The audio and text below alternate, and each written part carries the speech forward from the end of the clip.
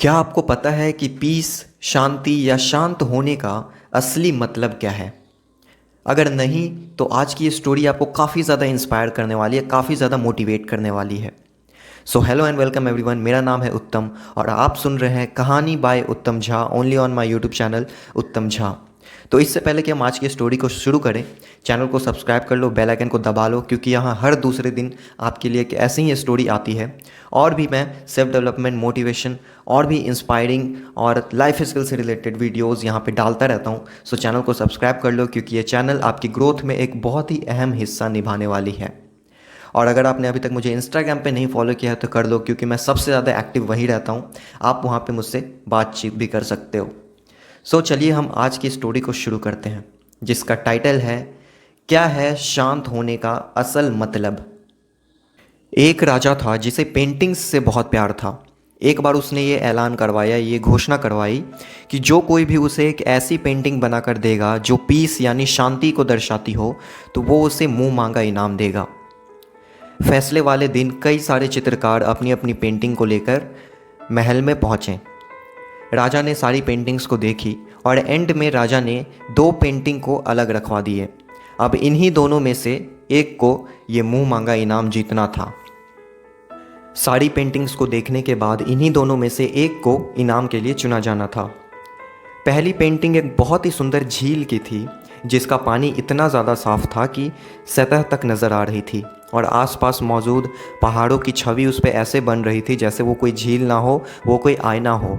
आसपास मौजूद पेड़ पौधे, फूल और आसमान में रुई की तरह छाए हुए बादल, जो कोई भी उस पेंटिंग को देखता था वो यही बोलता था कि शांति को दर्शाने के लिए इससे बेहतर पेंटिंग हो ही नहीं सकती।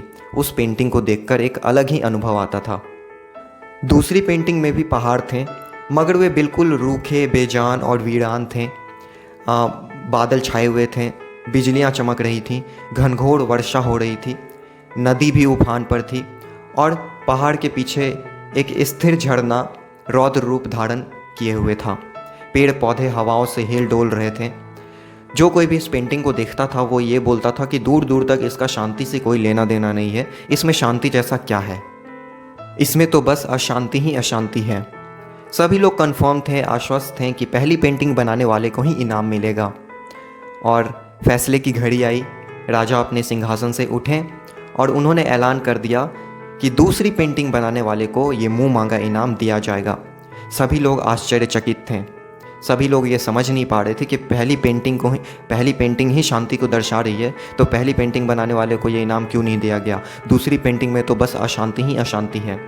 और पहली पेंटिंग बनाने वाले से रहा नहीं गया। वो राजा से पूछने गया कि महाराज, सभी लोग ये बोल रहे थे कि मेरी पेंटिंग ही शांति को दर्शा रही है, तो आपने दूसरी पेंटिंग को क्यों चुना? उसमें ऐसा क्या है? मेरी पेंटिंग को क्यों नहीं चुना गया? आओ मेरे साथ।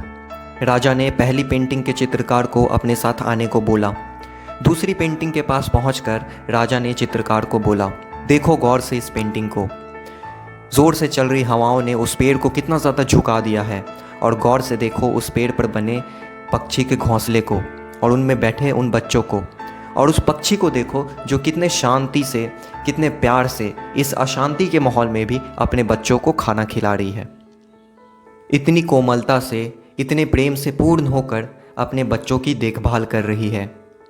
फिर राजा ने वहाँ उपस्थित सभी लोगों को समझाया कि शांत होने का मतलब ये नहीं है कि जहाँ पे कोई शोर ना हो, जहाँ पे कोई अशांति ना हो, जहाँ पे आपकी परीक्षा ना ली जाए, जहाँ पे कड़ी मेहनत ना हो, बल्कि शांत रहने का असली मतलब ये है कि जहाँ हर तरह की अव्यवस्था हो, अराजकता हो, हर तरह की डिस्टर्बेंस हो, हर तरह का ऐसा माहौल हो जो आपको पसंद ना हो, फिर भी आप वहाँ पे शांत रहें, फिर भी आप अपने कार्य पर केंद्रित रहें, कॉन्सेंट्रेटेड रहें और आप अपने लक्ष्य की ओर अग्रसित रहें, अपने गोल के पीछे काम करते रहें, अपने गोल की ओर काम करते रहें।